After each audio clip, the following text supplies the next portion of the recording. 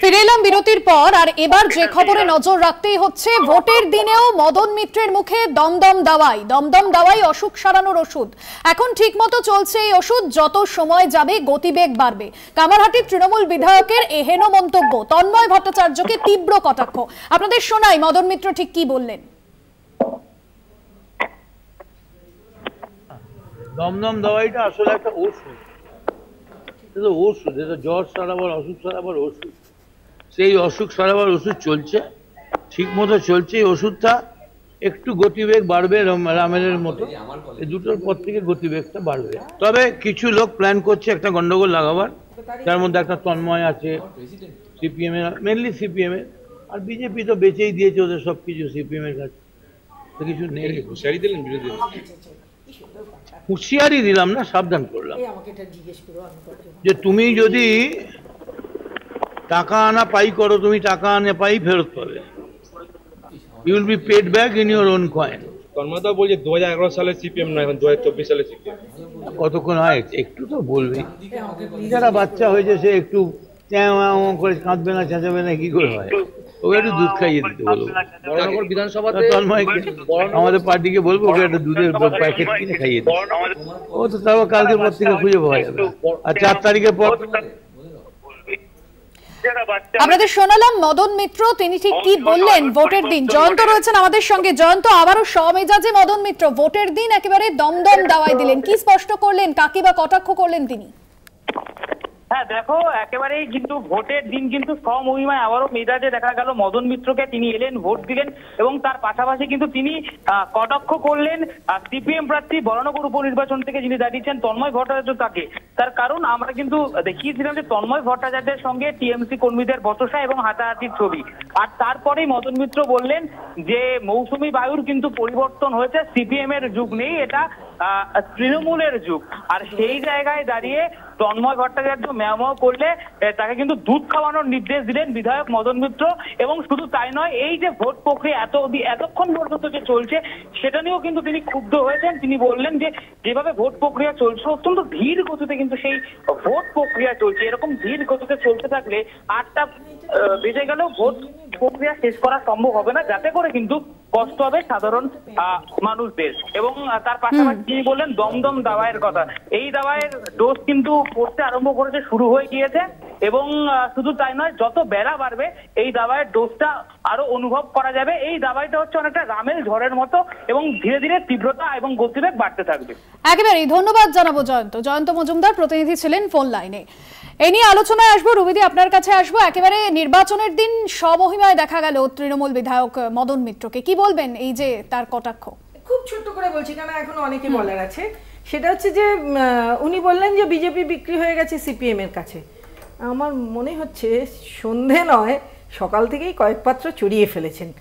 কত পাত্র চড়িয়েছেন সেটা তো বোঝা যাচ্ছে না, কেন এই ধরনের কথাবার্তা উনি একদম নাটা চড়িয়ে একদম সুস্থ মাথায় স্বাভাবিকভাবে বলবেন, সেটা স্বাভাবিকভাবে বলবেন, সেটা আমি বুঝতে পারছি না। আর প্রদীপ্ত, তোমায় আমার একটা কথা জিজ্ঞেস করার আছে। তোমার কলেজের সামনে, তোমার এটা ভোট দিতে গেছেন আমার কলেজের সামনে, দাঁড়াও আমাকে বলতে দাও, তোমার কলেজের সামনে কি করে এটা করে? যে ওখানে তো বুথ হয়েছে, বুথের 100 মিটারের মধ্যে এই সমস্ত বলতে পারেন? আর ওই যে আবার বলছি, উনি আজকে সন্ধ্যা থেকে নয়, সকাল থেকেই খাচ্ছেন বোধহয় আনন্দের চোটে, কেন আজকে একটা কি খাচ্ছেন, কিছু একটা আর কি পাত্র চড়িয়েছেন কি ওনার হচ্ছে সকাল থেকে। আজকে উৎসব, ভোটদানের উৎসব, সেই উৎসবের আনন্দেই হয়তো তিনি কিছু খেয়ে ফেলেছেন, এবং একটু বেশি মাত্রায় খেয়েছেন বলে বিজেপি বিক্রি হয়ে গেছে সিপিএম এর কাছে, এ কথা বলতে পারছেন। একদম। আমি দেবব্রতর কাছে আসবো। ফরওয়ার্ড ব্লক লেফট ফ্রন্টের তরফে রয়েছে দেবব্রত, একেবারে বরানগর বিধানসভা উপনির্বাচনের বাম প্রার্থীকে কটাক্ষ করেছেন তিনি, তন্ময় ভট্টাচার্যকে। আমরা দেখলাম সকালেও তৃণমূল কাউন্সিলরের সঙ্গে তন্ময় ভট্টাচার্যের বচসা এবং ভোটারদের প্রভাবিত করার অভিযোগ উঠেছিল, এবং হাতাহাতিও চলে বেশ কিছুক্ষণ। কি বলবে? দেখুন, এই দফার কয়েকটা দফার, 3টে লাস্ট দফা দেখলাম, এটা একটা তৃণমূল ট্যাকটিসে নিয়েছে। সেটা হচ্ছে বিরোধী দলের প্রার্থীকে যেখানেই যাচ্ছে তারা কিন্তু একটা প্রোটেস্ট করছে, যাকে প্রার্থীর এগেনস্টে প্রতিবাদ করছে যে না, এখানে শান্তিপূর্ণ ভোট চাচ্ছে, প্রার্থী আসলে নাকি গন্ডগোল হয়ে যাবে। কেন ভাই, প্রার্থী তো তার লোকসভা কেন্দ্রের বা বিধানসভা কেন্দ্রের যে কোনো জায়গায় যেতে পারে। আর মদন মিত্রের কারণ মদন মিত্রের কথা তৃণমূলই পাত্তা দেয় না, ওকে ও একটা জোকারের পর্যায়ে পরিণত হয়েছে ওর কথাবার্তাগুলোকে। তো তারপরেও আমি বলছি যে যেভাবে ভোট সন্ত্রাস সারা ভারতবর্ষব্যাপী আজকে প্রায় 57টা কেন্দ্রে ভোট চলছে, সারা ভারতবর্ষে 57টা কেন্দ্রে ভোট চলছে লাস্ট দফার নির্বাচনে। শুধুমাত্র দেখবেন পশ্চিমবাংলাতেই যা ভোটে হিংসা, মাথা ফাটাফাটি, রক্তপাত এই ঘটনাগুলো ঘটে চলেছে। এগুলো কিন্তু অ্যাভয়েড করা যেত, এবং তার জন্য যে বড় ভূমিকা সেটা হচ্ছে শাসক দলের থাকা দরকার। শাসক দল যতক্ষণ না সেই ভূমিকা পালন করবে সেটা কিন্তু হবে না, শাসক দলকেই এই দায়িত্বটা পালন করতে হবে। অরিন্দম দা, আপনি কি বলবেন? দেখো, নাতি আর কথাই দুটোকেই একটু সাবধানে চয়ন করা উচিত, মানে চয়ন বলতে আমি বলছি ব্যবহার করা উচিত, এদের শিক্ষা দীক্ষাটা সেইভাবে হওয়া উচিত, নইলেই যেরকম হয় না মদন মিত্রর জামা কাপড় খুলে গেছিল সেইটা হতে বাধ্য। দেখো, এই নকুলদানা, গুড় বাতাসা এই সমস্ত মন্তব্যে যদি অনুব্রতর বিরুদ্ধে ব্যবস্থা করা হয়, তাহলে আজকে দমদম দাওয়াই নিয়ে নির্বাচন কমিশন মদন মিত্রর বিরুদ্ধে কেন ব্যবস্থা নেবে না, এই প্রশ্ন আমাদের থাকে। যাই হোক, সিরিয়াস আলোচনায় আসি। পরিষ্কার কথা বলছি যে এখন একটা পশ্চিমবঙ্গে নতুন কালচার চালু হয়েছে, এই যে ঘিরে ধরার রাজনীতি, এই ঘিরে ধরার রাজনীতিটা নতুন চালু হয়েছে, আমরা এর বিরোধিতা করি। প্রথমত, যেখানে বিরোধী প্রার্থীরা যাচ্ছেন সেখানে তৃণমূল কোথাও ঘিরে ধরার প্রয়াস করছে, তৃণমূল ঘিরে ধরছে, আবার কোথাও কোথাও দেখলাম বিজেপির তরফ থেকেও এই একই প্রয়াস হচ্ছে। এটা যারই হোক না কেন, তৃণমূলের প্রার্থীকে, কংগ্রেসের প্রার্থীকে, সিপিএম, বিজেপি, যে কোনো প্রার্থীকেই এই ঘিরে ধরার রাজনীতির আমরা বিরোধী।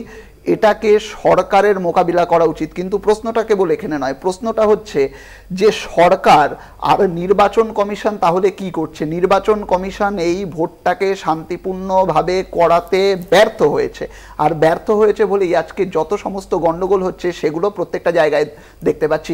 এই যে তোমরা বারবার করে দেখাচ্ছ, এই মেজো বলে একটি ছেলে, সে তন্ময়দাকে নিয়ে ঝামেলা করছে, কলার ফলার ধরছে, তন্ময়দার সাথে ঝামেলা করছে, ছেলেটির নাম মেজো। এই আবার বিজেপির নেতার সাথে ওই ঝামেলা টামেলা করেছে, একে আমি চিনি। আর এই সিসিটিভি, এই ফুটেজগুলো দেখে এদেরকে নির্বাচন কমিশনের তরফ থেকে পুলিশের ধরতে এদের কতক্ষণ লাগে? এই দেখলাম বাইক ফাইক পড়ে রয়েছে, এই বাইকগুলো কোথার থেকে এসছে, এই বাইকগুলোর মালিককে, এগুলো ধরতে ক সেকেন্ড সময় লাগে? দেখো, পরিষ্কার বলছি, আমরা সব সময় শুনে থাকি নির্বাচন কমিশন, পুলিশ ব্যবস্থা নেবে ইত্যাদি ইত্যাদি। যতক্ষণ না পর্যন্ত এই লোকগুলোর বিরুদ্ধে, যারা এরমভাবে মব লিঞ্চিং করছে, যারা এরমভাবে ভিড় জড়ো করে প্রার্থীদের হেনস্থা করছে, তাদেরকে চিহ্নিত করে তাদের দৃষ্টান্তমূলক শাস্তি না দেওয়া হবে, আর সেটা তোমরা না যতক্ষণ পর্যন্ত প্রচার করবে ততক্ষণ পর্যন্ত এই অবস্থার পরিবর্তন হওয়া সম্ভব নয়। আর শেষে দুটো কথা বলবো। দেখো, বিজেপির অভিযোগকে আমরা সিরিয়াসলি নেই না, কেননা বিজেপিই বলে তৃণমূলের কোর ভোটার নাকি পশ্চিমবঙ্গের মহিলারা, আবার এখানে বলছেন সন্দেশখালিতে গিয়ে নাকি মহিলাদের বলে আসা হয়েছে যে পুরুষরা ভোট দিতে যাবে কিন্তু মহিলারা ভোট দিতে যাবে না। আমি জানি না এটা কোন হিসেবে বিজেপি এটা বলছে।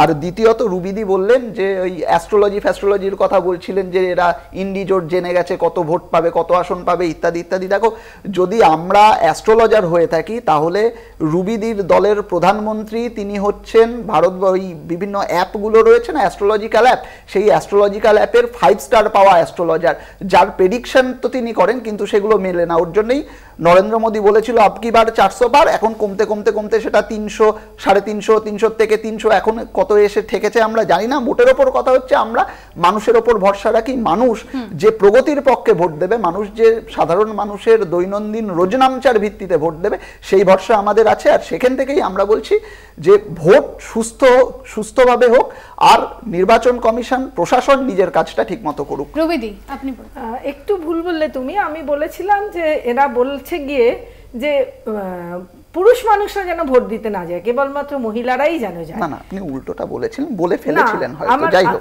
আমার কাছে এটা আছে, আমি অ্যাপটা আছে দেখেই আমি বলছি। আর এটা একটা নতুন মমতা কালচার হয়েছে। মমতা কদিন আগে একটা জনসভাতেও বলেছে যে আমি মহিলাদের বেশি প্রেফার করছি, তার কারণ মহিলারা ফাইট করতে পারে। এটা একটা নতুন কালচার হয়েছে, মহিলাদের এগিয়ে দেওয়া। যে কোনো একটা বিরোধিতা করতে গেলে, যে কোনো একটা আন্দোলন করতে গেলে, যে কোনো একটা বিক্ষোভ দেখাতে গেলে মহিলাদের এগিয়ে দেওয়া। কেন মহিলাদের এগিয়ে দেওয়া? এটা খুব সহজ ব্যাপার। মহিলাদের সহজে কেউ গায়ে হাত দিতে পারবে না, পুলিশ গায়ে হাত দিতে পারবে না, কেন্দ্রীয় বাহিনী গায়ে হাত দিতে পারবে না। বেশি করে মহিলা পুলিশ আনতে হবে, যেটা আমাদের খুবই অভাব আছে। এই জন্য মহিলাদের এগিয়ে দেওয়া, যাতে মহিলাদের কিছু করতে না পারে, তারা ঝাঁটা নেবে, লাঠি নেবে, চপ্পল নেবে, এটাও মমতা কালচার। এইগুলো মমতা কালচার। এই কালচারে আমরা বিশ্বাস করি না। আর এইভাবে কি কারো কোনো প্রার্থীকে ভোট পাওয়া থেকে কেউ আটকাতে পারে?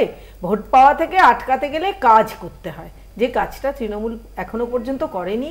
চুরি চামারি ছাড়া আর কিচ্ছু করেনি। মমতার একটাই কাজ, 75% আমাকে দিও, 25% তোমরা রেখো, লুটপাট যা পারো করো। প্রদীপ, তো তোমার কাছে আসবো। এই যে একাধিক অভিযোগ বিরোধীদের তরফে করা হচ্ছে, দক্ষিণবঙ্গের এই 9টি আসনেই তো 2019-এ ভালো ফল করেছে তৃণমূল কংগ্রেস। 2019-এ বিজেপির অত বড় মানে বাড়বাড়ন্ত, তারপরেও এখানে 9-0 হয়েছে। স্বাভাবিকভাবেই বোঝা যাচ্ছে যে এখন একটা আর্তনাদ শোনা যাচ্ছে, এখন একটা অবসাদ শোনা যাচ্ছে, এবং রুবিদির সঙ্গে সঙ্গে আঙুলও খাড়া হয়ে যাচ্ছে। এইখানেই বক্তব্য, যে ধরনের ভাষ্য সহজ সাদা ভাষায় মানুষকে বোঝানোর জন্য বিজেপি ব্যবহার করছে, আর ঠিক যে কাজটা বিজেপির ফ্ল্যাগ নিয়ে লাল চুলরা করছেন, যেটা বিজেপির ভাষা, সেইখানে দাঁড়িয়ে রুবিদিদের বক্তব্য কি আমি জানি না। এই যে কিছুক্ষণ আগে তোমার চ্যানেলেই দেখলাম, যে জাস্ট মিনিট 3 আগে, যে ভদ্রমহিলারা বিজেপির পতাকা নিয়ে যে আন্দোলনগুলো করছেন পুলিশের সামনে, সেটাকে কিভাবে দেখবে, সেটাকে কোন বাঁধন দেখবে? আর তৃণমূল, আবারও বলছি, যে এখন 9 জন প্রার্থী আছে বিজেপির, কংগ্রেস, সিপিএম বা একেবারে প্রদীপ্ত আলোচনায় আসবো। তবে এই মুহূর্তে একটা ব্রেকিং নিউজ দর্শকদের দেই। বেলেঘাটার দিকে নজর রাখবো। বেলেঘাটায় 170 নম্বর বুথে ভুয়ো ভোটের অভিযোগ, আর সেই অভিযোগ উঠে আসছে তৃণমূলের বিরুদ্ধে। 296, 297 নম্বর বুথে ভোটার স্লিপ ছিনিয়ে নেওয়ার অভিযোগ উঠছে। অর্থাৎ ভোট দিতে গেলে ভোটার স্লিপ ছিনিয়ে নেওয়া হয় সাধারণ ভোটারদের থেকে। তৃণমূল কংগ্রেসের কর্মী সমর্থকদের বিরুদ্ধে এই অভিযোগ সামনে আসছে। 131 নম্বর বুথে ভোটারদের ভয় দেখানোর অভিযোগ, তৃণমূলের বিরুদ্ধে এই অভিযোগ সামনে আসছে। ইতিমধ্যেই কমিশনে অভিযোগ দায়ের করেছে বিজেপি। ভোটার স্লিপ ছিনিয়ে নেওয়ার অভিযোগ উঠে আসছে তৃণমূল কংগ্রেসের বিরুদ্ধে। বেলেঘাটায় সেখানে কমিশনে অভিযোগ দায়ের বিজেপির, এবং 296, 297 নম্বর বুথে ভোটার স্লিপ ছিনিয়ে নেওয়ার অভিযোগ কিন্তু ইতিমধ্যেই সামনে আসছে। এবং সকাল থেকে যে সমস্ত খবরের দিকে আমরা নজর রেখেছিলাম, কলকাতা উত্তর লোকসভা কেন্দ্রে বেলেঘাটা বিধানসভা কেন্দ্র, সেখানে কিন্তু এই ঘটনাই সামনে আসছে। সত্যসুন্দর ভট্টাচার্য প্রতিনিধি রয়েছেন ফোন লাইনে। সত্যসুন্দর, কি অভিযোগ তৃণমূলের? বেলেঘাটা বিধানসভায় বেশ কয়েকটি জায়গা, 36 নম্বর ওয়ার্ড, 870 নম্বর বুথ, যেখানে জনতা বিদ্যালয়, সেখানে 7টা ভোটের অভিযোগ শাসক দলের 296 নাম করে পার্সোনাল অ্যাটাক করছো। তুমি তো বললে না, মদন মিত্র সম্পর্কে তুমি বললে, বলবোই তো। আমি কার কথা বলবো? 36 নম্বর ওয়ার্ডে 131 নম্বর বুথে, অর্থাৎ সামনা স্কুলে, সেখানে ভোটারদের ভয় দেখানোর অভিযোগ শাসকের বিরুদ্ধে ইতিমধ্যেই কমিশনে অভিযোগ বিজেপি।